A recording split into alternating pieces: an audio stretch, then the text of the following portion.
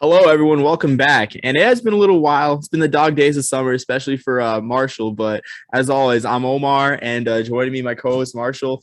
Uh, yeah, any initial words before we get kicked off? Any initial what? Any initial words? What are we gonna get kicked off for? What are you talking about? I mean, just our podcast, man. Just like our topic. Well, are you saying get us kicked off? No, yeah. I mean, just anything you want to say before we start a Oh, discussion. I thought you said before we get kicked off, or like you're saying like we're gonna get kicked off No, like no, YouTube or something. I was like, what are you talking about? no, No. no. Hello everybody. Glad to be back. Bringing you some live, some live. I don't know. We're getting going. We're getting it going. Yeah, I mean, it's been hard. It's been hard to find topics to talk about that everyone else isn't talking about. Like people can talk about name, image, likeness, which we'll talk about a little bit too, but just other stuff like scheduling news and just conference realignment. Like really, not much has been going on. July 1st, so the changeovers happened and everything. It really has been the dog days of summer. I haven't had much to write about, honestly. Maybe that's good. Maybe you guys are tired of seeing me tweet about it and tired of seeing me putting on my Instagram stories. Like, get a life. It's supposed to be bad boy summer. What was that? I know I'm getting tired of it. Dang, that's harsh, Marshall. That's harsh. All right. Could there be a schism in this podcast? We'll see. But getting started with our first topic, of course, name, image, likeness, and we talked a little bit beforehand about some of the impacts of that. One of the more interesting things is for you, Barstool, just cold calling random athletes. I don't know, Marshall. What are your thoughts on that? I don't know if they're even cold calling them. Really, I think it's more of a. I mean, you see, they have like some like Google Sheets or Google Doc kind of thing. Like a Survey Monkey kind of thing. They're like, sign yourself up. We'll send you a T-shirt, and then you promote us a million times. And it's like, would I do it if I was a no name D2 athlete? Yeah, I would. But I mean, it's like perfect for the Barstool brand, really. I think it's funny. I think it's cool for the kids. You finally get to have a little because it's like you're not going to go pro. It's cool to have a little bit of something, a little bit of clout maybe. But I don't know, it's cool. Yeah, no, I agree, and I think Billy football plays for I think it's Williams out in Western Massachusetts. So Yeah. Billy football can finally get paid. I guess that's the biggest impact of this. And yeah, I mean D2 and FCS schools are just like D2, D3, NAIA even promoting Barstool. I mean it's a win for both parties, honestly, just getting that recognition. So should be I great. think it's fun. At the end of the day, it's fun. I will say it's interesting to think about because Barstool recently, remember, they got bought by Penn, right? Penn National Gaming. Penn National Gaming obviously runs a sports book branded Barstool Sportsbook, right? So it'll be interesting to see because there's still some provisions around athletes being associated, namely with sports betting and gambling, right? So it's interesting to see if there's any repercussions from these Barstool, deals that they have. I don't know what the official lengths of their contracts are, or if there is one at all, or if they're just sending them T-shirts. I don't know what that looks like, but it'll be interesting to say if the NCAA brings any repercussions on that front. I totally think they would, just because they're dicks, and it's so. I mean, hopefully not. I think it's cold-hearted, but I could definitely see that being a real possibility. Yeah, no, I totally agree. I don't think the war is over against the NCAA now that name, image, likeness happened. I mean, I really don't think it is because the NCAA will find ways to screw other people. After all, they did a few years back. There's a homeless Baylor player who just came out from being homeless, and was playing. He was reserving those good Baylor teams with Art Briles. And they told him he's ineligible for sleeping on a teammate's couch. So the NCAA is still a vile organization. So we'll just see how they handle it. But Johnny Manziel's out here, talking about how he's getting paid, $50K to sign some autographs, and there's been not a word from the NCAA, right? Oh yeah, exactly. Yeah, no, it's like with the punishments too. Like you see, like lower level schools getting like low majors getting slammed for recruiting violations, and then like the Kansases, North Carolinas, they're like, the investigation said they self-imposed their sanctions, so it's fine and everything.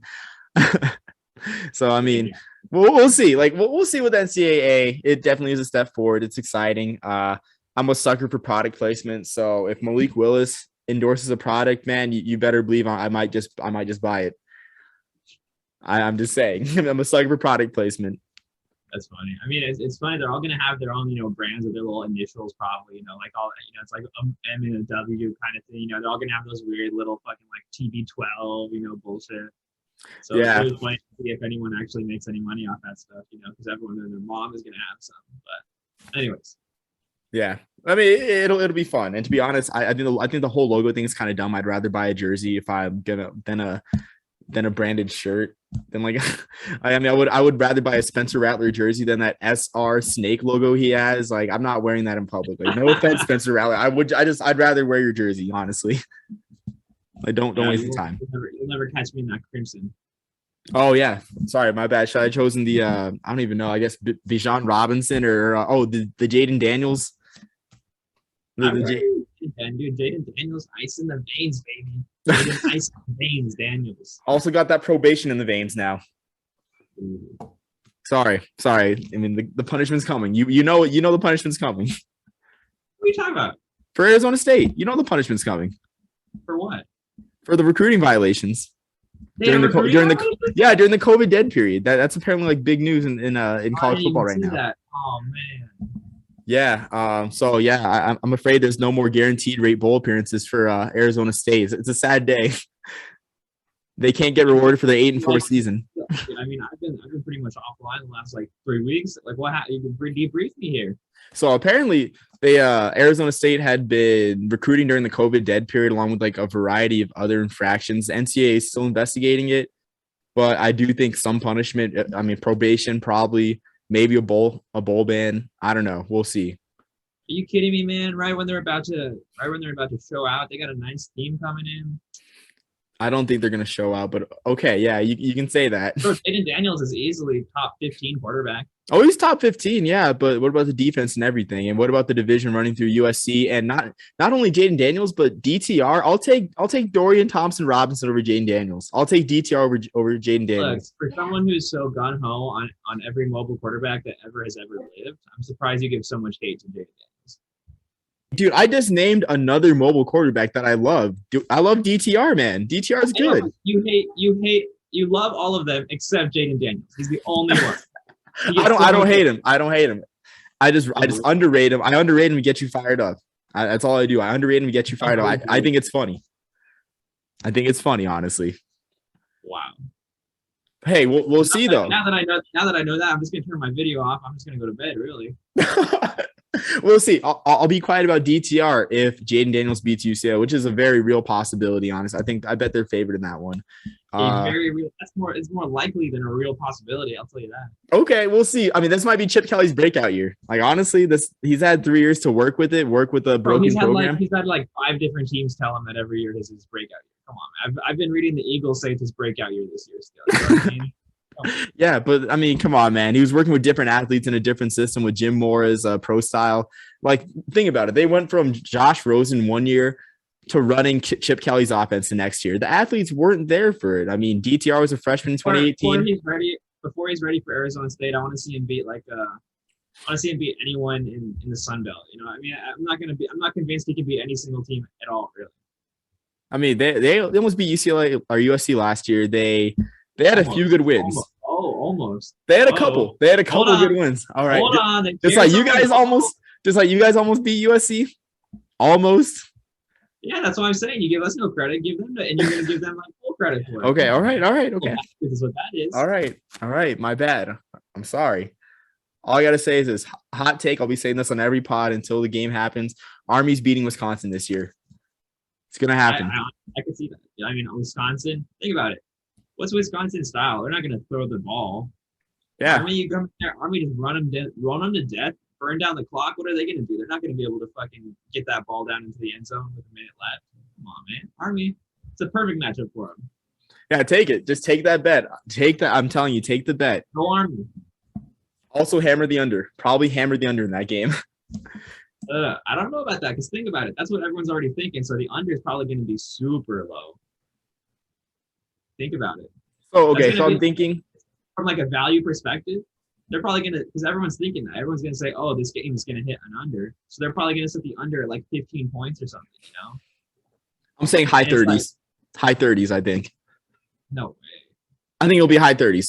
If it's high 30s, you hammer that under. There's no way they put that thing at high 30s.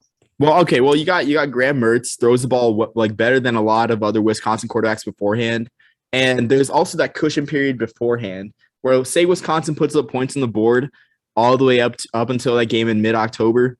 Like say they're averaging like 30 points a game. I can see the over under being like 38, 35 around that range. At 38, I'm gonna bet the house. I'm gonna take out all my savings. I'm gonna liquidate my 401k, and I'm gonna put that. Okay, we're on video, Marshall. We're on video. Yeah, good. Okay, all right. I want to see you do this then on the over. If the over under is under, what's the point mark you're gonna hold it at? If the over under is at between 38 and 42, I will put $5,000 on the under. Oh, that is a very Marshall, I don't think that's a good idea, man, because that is a very real possibility that the over under would be 38 because Army allowed 15 points a game last year on defense.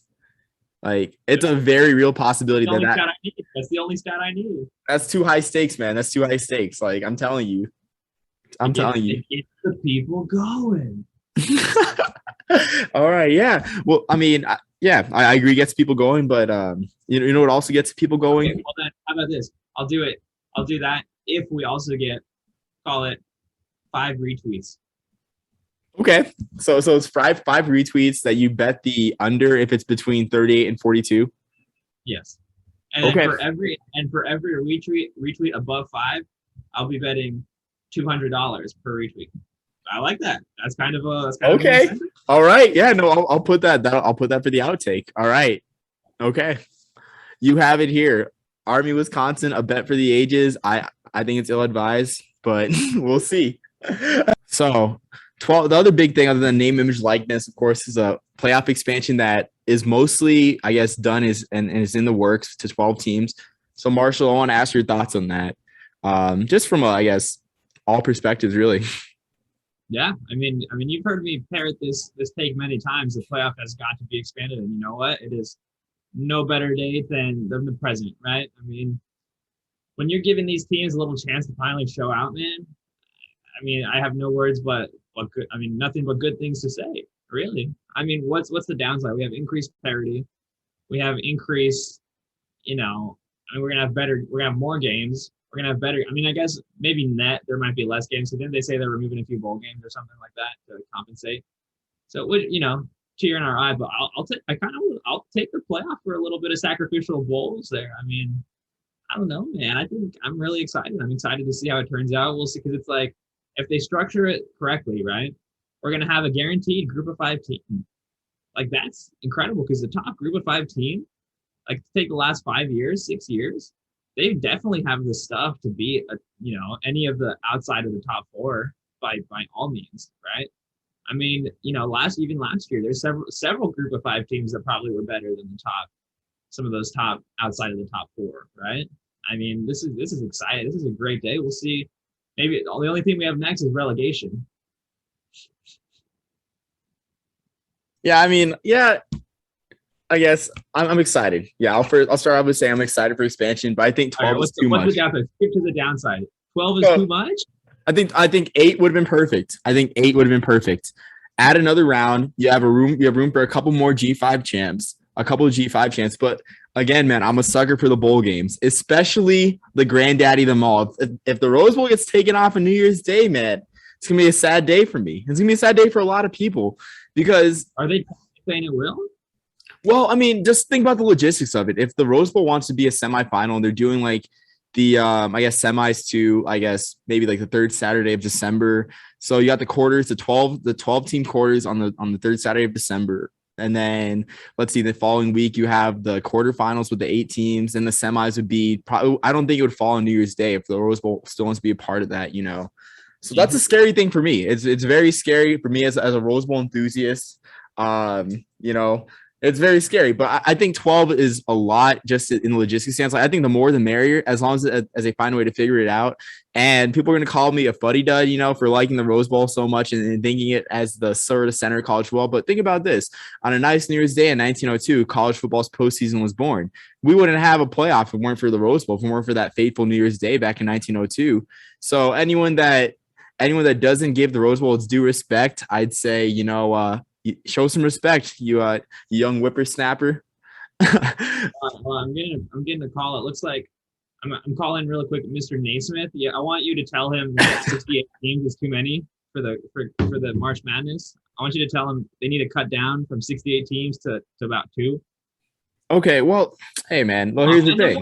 The more the merrier. That's cool. Yeah, the more the merrier. Yeah, no, I'm saying the more the merrier, as long as it works with the Rose Bowl. That's what I'm saying. And it might, and even then, if like the Rose wants to stay on New Year's Day, then time might pass him by. The times might pass him by because you mentioned James Naismith in college basketball in the 30s and 40s. What was the big tournament? Madison Square Garden, Manhattan. The NIT was a huge tournament. In fact, there's a time when Marquette turned down an NCAA bid to go to the NIT. That's how big the NIT was. And now people laugh at the NIT. It's like if your team wins the NIT or goes to the NIT, you're a straight up joke. But that's not how it used to be. I don't think the Rose Bowl will get to that point. I think they'll figure something out. But it's just like there are a few things that stand the test of time in society. But New Year's Day at the Rose Bowl in Pasadena.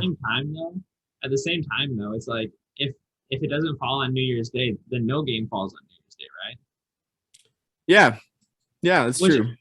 Which isn't necessarily, I think, the end of the world. It's like if it's still in that, that week period around that, and then if it's still one of the final, 2 or 3 or 4 games, I don't think that's any disrespect to the Rose Bowl by any means. All it is just a little shift in the system, just to reflect a little bit of what people want. I don't think that's the end of the world. Well, the Rose Bowl tried to do that, man. I mean, like in 2002, we had the Miami-Nebraska national title that was the Rose Bowl that they had on a Monday night. At night in Pasadena. Same thing with the greatest college football game of all time, Texas USC back in 06 in that Rose Bowl. That was the Rose Bowl. And it was great that it was at the Rose Bowl, but it wasn't exactly the Rose Bowl, Like, I don't know about that. I think the fact that it's at the Rose Bowl and it's a big time game, it's one of those final games. I think that's what makes it the Rose Bowl. I don't think it necessarily needs to be on New Year's. I just don't. I don't know, man. Like we can go back and forth on this for a while, but it's just like that day. It's like, think about it. It's like you say the same thing. It's like something happens on Thanksgiving Day. They decide it's better for families not to watch football on Thanksgiving Day. And they say, okay, we can have it on Black Friday though. Or like with NBA on Christmas Day. It's like, yeah, people are busy wrapping presents, but we'll just do the next day. We'll do Boxing Day instead. We'll do Boxing Day instead, and we'll play the games then. It's just something will feel different in those situations. That's the same thing with the Rose Bowl. I don't know. I think for me at least, right? Like growing up watching the Rose Bowl, it honestly never really occurred to me that it's on New Year's. What it occurred to me was that it's a big time game at the Rose Bowl. It's like they have the parade and they're doing the theatrics and they got the big time teams and they got the top crew calling it. That's what makes it. It's about the people and the environment. It's not about the day. I'm saying I think it is about the day. I mean, to be honest with you. What about this? We'll make it and it's going to be on whatever day it's going to be on, right? And then we'll bring back the Poinsettia Bowl and we'll put that on New Year's. Oh, come on, man. You don't have to go there. That was an elite bowl, man. That's a tough spot. That was actually one of my favorite bowls.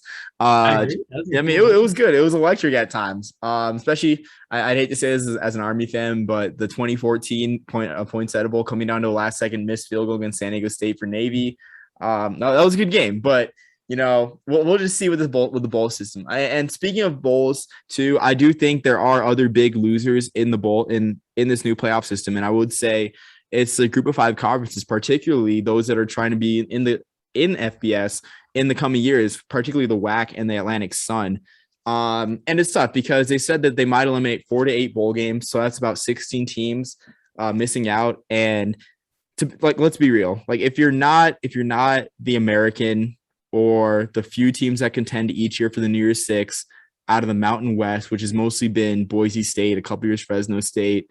Who knows if Coastal Carolina and Louisiana will be a multi-year thing. Your money comes from, well, yes, the playoff earnings, but also from your appearances in pre-Christmas bowl games. And the bowl games that'll be the first to go are those pre-Christmas bowl games. You know, you're I'm trying to think of I guess the Myrtle Beach Bowl would be one of them that goes away. Maybe the Mexico Bowl. yeah, maybe the New Mexico Bowl too. Like a lot of those middle tier bowls, and those bowls are really good deals. Like they're a lot of the TV slots during bowl season are very optimal for group of 5 teams, unless it's like a crowded day, like the first Saturday of bowl season where you have games happening all at the same time. A lot of these are optimal TV slots, and you kind of saw group of 5 conferences taking advantage, or at least a group of 5 conference, a Conference USA, taking advantage of bowl appearances. Like almost a quarter of all bowls had Conference USA teams. I think they sent 7 teams, a couple with losing records, to these bowl games. They lost all of them, but it was still huge for the conference to get those TV slots. I mean, because there really isn't much. Like, are you going to watch A Christmas Story for the 10th time on TBS? Home Alone's great, but I watched it only once. Like people don't. Yeah, I mean, people still tune in, but I mean, for sport, you know what? Charlie Brown's on there. You're watching that every single time. oh, every single time, but that's not during bowl season. That's not during bowl season. Come on. I'm just saying. Well, I'm saying It's this. the Like, same principle. it is the same principle, but I mean, I know you view the playoff expansion as a win for all, but I can't help but look at conferences that really have been shut out of the New Year's Six, like Conference USA and the MAC, and well, yeah, Sure, the Sun Belt. But at the same time, now those conferences are going to have a much better chance to actually get what they deserve. Okay. I mean, think about it. It's like you get a conference champion out of the MAC that's finally like 1 year they're better than everyone else. They're in. Yeah. Okay, that's true. But that's only like again, like with that logic too. It's like then, yeah, they should have. Okay, if they're better than, let's see, there's 10 conferences in college football. You have to be, it's a top 6, right? The top 6 ranked conference champs. Okay, then the MAC has only been that guy. They've only been that guy in 1 year in 2016. Same thing with the Mountain West and Boise State. They've only been that guy. Yeah, but guess what? That's one more time than they would have ever been in the playoff before. Okay, well, yeah, that's one more time, but I'm saying that that's more like the exception and not the rule, and that's why it hurts these conferences in the long run, money wise and TV appearance wise as well, because you're not getting those appearances. I mean, well, because but think about it this way: say you're taking the top 6 ranked champions, right? I mean, look at this last year. Pac-12, what was their top champion ranked? shoot, yeah, Oregon wasn't even ranked coming in the Fiesta Bowl. That's what I'm saying. Okay, that's what I'm saying. Like you could have had 2 group of 5 teams potentially. Like in years like that, like you could have, you know, a Coastal Carolina. You could have maybe somehow a Liberty sneaks in at that point. You know, like who knows? Who knows? Like that's cool. Okay. Like who was the MAC team last year? I forget. That was on fire too. Like you know, Buffalo, yeah, Buffalo. Right, like some of these champions, dude, they're ranked decently, and it's like you get a Pac-12 that implodes on itself. I mean, think about it. Okay, I'll say the SEC, they're probably going to be in every year, right? They're going to have a team. Let's think. Pac-12 liable to blow up. Big 12, you know, Iowa State, you know, they're looking good. They're probably the top team looking good there. I mean, you're going to have an Oklahoma. You're going to have, you know, maybe you'll have a Texas. Maybe you'll have Oklahoma State. They might, but I can see a case in which they don't sometimes. You know, ACC, if Clemson, you know, depending on how Clemson starts looking in the next few years, if they don't have a Clemson, who knows? Who knows? Maybe a 20 ranked UNC is their champion. You know, like it's hard to say. It's really hard to say. Yeah. Okay. And I will agree with that. I mean, I will say it's hard to say, but as of now, the money for a lot of group of 5 schools are in those bowl games. And I can't help but think that the WAC and ASUN, this might hurt them, their desire and their viability to move up to FBS, because if they're cutting out bowls now, and again, that's just a rumor, them cutting out bowls, but if they cut out bowls now, what makes I just don't think that bowl expansion is likely in the next few years, which means like these conferences come up and they know that money's in the bowls, like because out of the WAC and ASUN, like Liberty, that's going to be every single year for Liberty. But the second place team in the ASUN, like a Kennesaw State, or whoever else might be there, Eastern Kentucky, the money's going to be in that, you know, before Christmas Bowl. And with that in mind, like a lot of like cities could be missing out too, because every few years, like new cities come up, and there's plenty of cities, especially within these 2 conferences footprint, that make a lot of sense. Like I mean, and they can partner with other Group of Five conferences too, like Louisville. That's one that I've been thinking of. Eastern Kentucky. Excuse me, Eastern Kentucky is about an hour and a half away from Louisville. You're telling me that they can't get a like a 6-6 Miami of Ohio school that's like 2 hours away. They meet up in Louisville for the Bluegrass Bowl presented by Louisville Slugger. Before the bowl game, you get your bat made at the Louisville Slugger factory. That's an amazing tourist experience. Same thing for like, Little Rock, Arkansas, called the Civil Rights Bowl, the Little Rock 9 Bowl. A little bit of history in that. And then you get Central Arkansas versus Arkansas State. The people at Central Arkansas are only 30 minutes away. They'll pack good old War Memorial Stadium for that. There's money to be made for these towns. And even then, something I was looking up too in the WAC, could be hard in the WAC because all the destinations are pretty much taken up. But the Arizona Bowl, I can see the Arizona Bowl like maybe saying like, okay, if we bank on New Mexico State winning the WAC one a couple of years, which again I do say it's unlikely if they bank on it. But the biggest gate draw in Arizona Bowl history was the 2017 game with New Mexico State. It wasn't the game with Air Force, a national brand. And plus too, like imagine getting the Atlantic Sun Champ, the A Sun Champ, Liberty. Liberty travels well. In 2019, the best-selling home game, or I think the second best-selling home game, yeah, well, I think it was the best actually.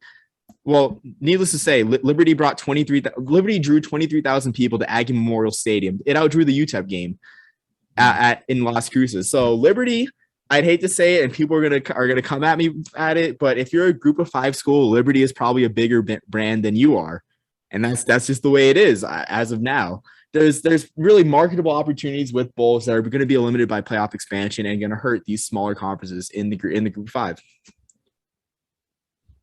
Yeah. I mean, I don't know. I just think it's offset by the fact that you're going to have Group of 5 teams in the playoff, and they're going to be beating good Power 5 teams. Like, I truly think that offsets it, because if you can start playing your team, like, I guess in terms of money, sure, it'll hurt teams. But in terms of recruiting, the fact that you can point to Group of 5 teams beating Power 5 teams in the playoff, I think there's no selling point like that.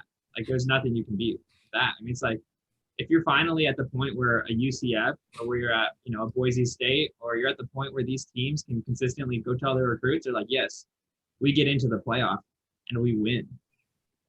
You can't compare to that. Like, you can say, yeah, you're going to lose a little money by not going to the Outback Bowl, but it's like, come on, man. Like, you want to play in a big time game on a big time stage, and you can't do, dude. It's going to create some crazy parity in some of those schools that actually can compete.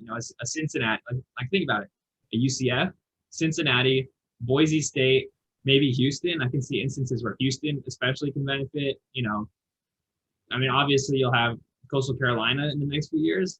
They'll probably benefit a lot from it, their recruiting standpoint. I mean, there's a lot of teams, man, that are going to be able to beef up their recruiting quite a bit just from having the opportunity now, a fair opportunity to compete on the national stage. That's crazy. Yeah, I agree. I agree. The recruiting like bonus is huge. Like, especially if you make a run one year, having that banner playoff participant, CFP participant. But I will say this: part of the problem of college football today is that the playoff has become the end all be all of college football. And I'll add an anecdote, because I remember random games like the back of my hand, where I was in that exact place and stuff like that, and just like the exact scenes. 2018 Camellia Bowl. You have Eastern Michigan going to their second bowl since the late 80s, excuse me, playing Georgia Southern, and Eastern Michigan, they drive for a touchdown, but Georgia Southern responds. And after that game-winning kick with no time left, you had Chad Lunsford, like he immediately went to his knees and crying. The Georgia Southern fans rushed the field, and it was a really beautiful scene, man. Like tears of joy on the Georgia Southern sideline, and agony for Eastern Michigan, who hasn't won a bowl game since the late 80s. And it's like, you're telling me that, I mean, the only stories you should be covering is like the playoff, the end all be all is like, if you make the playoff, you're worth something. If you don't make it, you're not worth anything. And it's not a good story for your school and everything. Like, maybe some schools lot. I'm going to stop you there. I don't know if that's the story at all. Well, what is the story, or what do you mean? Well, so I'm saying, like, the fact that you can have the chance to get in the playoff is the benefit, not okay. The fact whether you do or you don't. But it's like now the mere fact that you have the opportunity to, because now it's like a program who in the past would have been able to, UCF, Houston, Cincinnati, XYZ. Those teams, even if you don't make the playoff, like the fact that you're now competitive and your competitiveness can be seen on a national stage, that's the win. Okay. Okay. Yeah. Oh, Right? I agree with that. Yeah, I agree with that. And but if these bowls get eliminated, that's like, Right. at least one or two of moments like that every single year just disappearing. I Um, see. all for the sake of the playoff, just the playoff being the ultra visible. It's like I feel Mm. like a lot of conference races get ignored. A lot of exciting conference races get ignored because they're not involved in the playoff with the New Year's Six talk. Like I mean, I can't really find any examples really, but I guess maybe this year too, when you had like the Mountain West race, when you had what should have been a nationally important game. I mean, really wasn't. Nevada San Jose State on Friday night, December 11th. Like that right there was for a berth in the Mountain West title game, but largely ignored because had no playoff implications, had no New Year's Six implications. Doesn't matter to the college football public, and I can say that about a few other things like games in the Pac-12 as well. You have Pac-12 title games happening on network TV on a Friday night that people aren't really caring about because there's no playoff implications. So I guess that's where I'm going with that. And if the ASUN and Mountain West do come up, sorry, not Mountain West, ASUN and the WAC do come up, it's going to be hard for them to, I guess, have these bowl games as well. Because, the MAC, other Group of Five conferences aren't going to relinquish their bowls. The Power Five, most as heck, aren't, because you saw SEC teams going to bowls with 2-8 records or getting invited to bowls, and the SEC didn't deny them participating. Excuse me, but I'm just saying it's going to be hard for these conferences to really find find the spotlight and especially I guess profitable experiences. And some towns really miss out too, but we'll just see.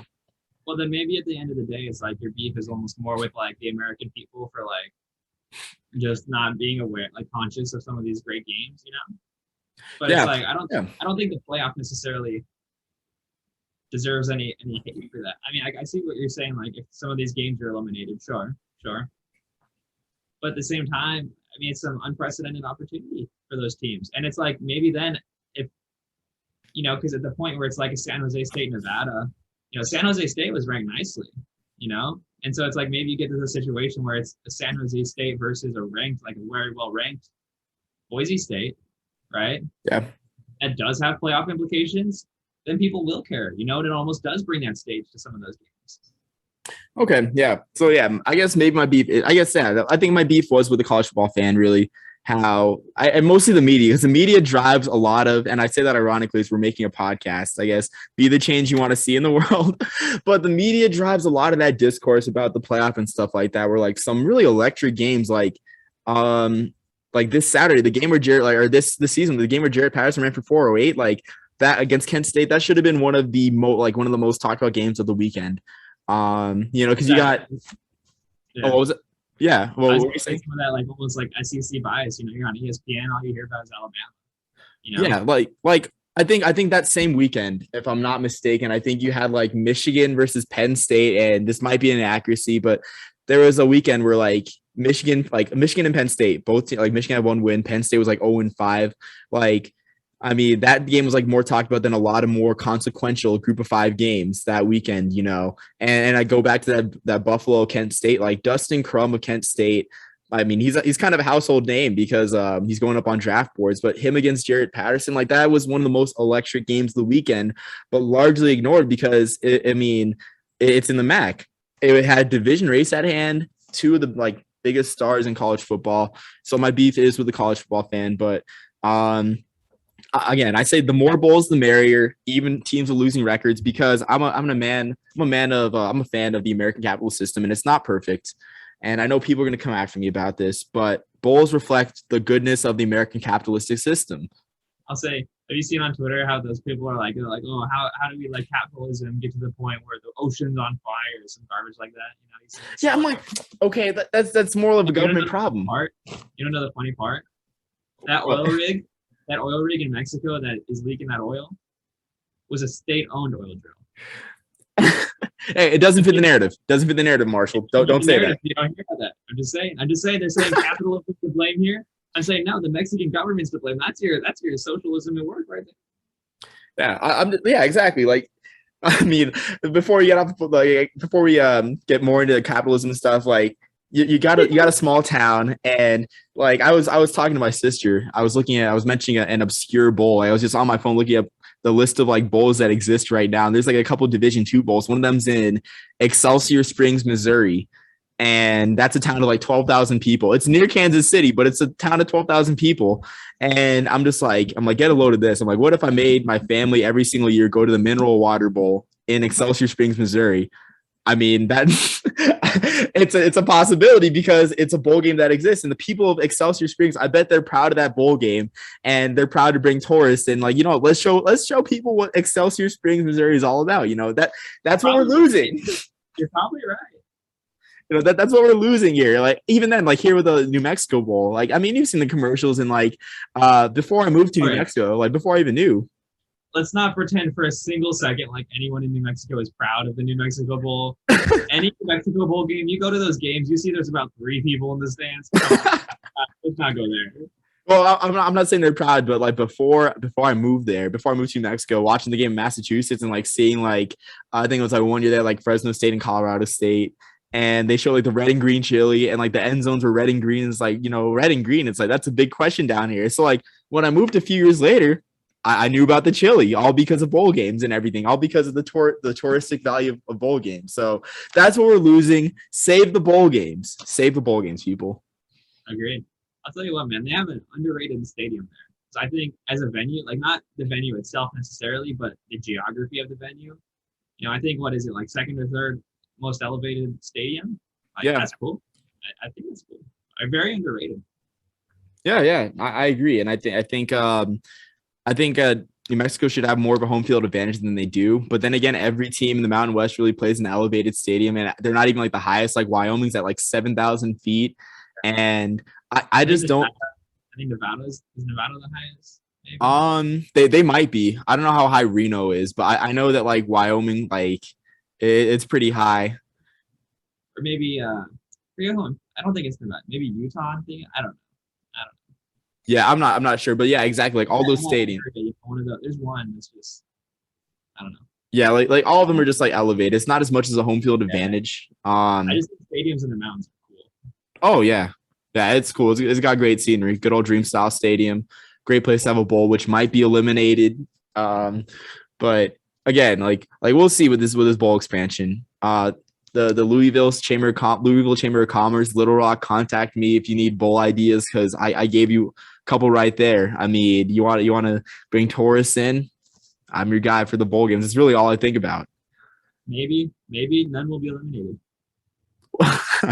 maybe they will. Like for me, it's like the meme. It's like he's probably thinking about other girls. Me, I'm thinking about bowl ideas. Thinking about bowl and neutral site game ideas because I just bought. I think we know where you need to apply for a job, really. Yeah. I mean, it's really hard. Like, I don't really know of like how bowls hire people. I feel like it's just like about who you know in the industry. Honestly, like I really feel like that's how it is. Put you in that industry. Yeah, the bowl industry, the I guess marketing. I don't know what it is really. We'll spin it. You're a communications guy. In the military, we'll spin that easy. Yeah, I mean, maybe that's down the road for sure. That's way down the road. But I just got the Playing Grounds of College Football book, which is literally a database of every single field that a football game has been played in the United States from 1869 to 2018. Every single college football game, like every field you can think of. And I'm just getting ideas, just looking at these fields and looking them up and just like thinking about it. So that shows, I guess that kind of shows how down bad I am right now. But I'm down stadiumically or whatever. But we'll see. I don't know. You're down. The Doug Dimmadome owner of the Dimsdale Dimmadome down bad. Yeah, exactly. Let's have a game in the Dimmadome. Let's do it. I think that covered all of our topics for this time. Marsha, do you have any final remarks? I think it's a good conversation. I think we got some exciting stuff on the horizon here in the college football landscape. So we'll just have to give it a few years and see how everything plays out. Yeah, I'm excited. I think we're kind of remiss by not talking about FCS having a true playoff system for all these years at 24 teams. But that's a different discussion, really. That works out well for them. More teams, the better. Yeah, and I love it. Like, this spring the FCS playoffs were absolutely exciting. Like the stories are great, and Now I'll we be just need sure to to. merge. We just need to merge the two so that they're all under one roof, and then we have relegation right in the middle of it. Yeah, that's another huge discussion. Which if people were more soccer conscious, that would really gain footing. But Man, we got the Euro Cup going on right now. Let's go watch a little Euro Cup after this. yeah, I'm about to turn it in. Actually, turn it on really. But yeah, a lot of exciting things happening, and hopefully you tune in this slow drag of off season. And until next time, peace, love, and soul, everyone.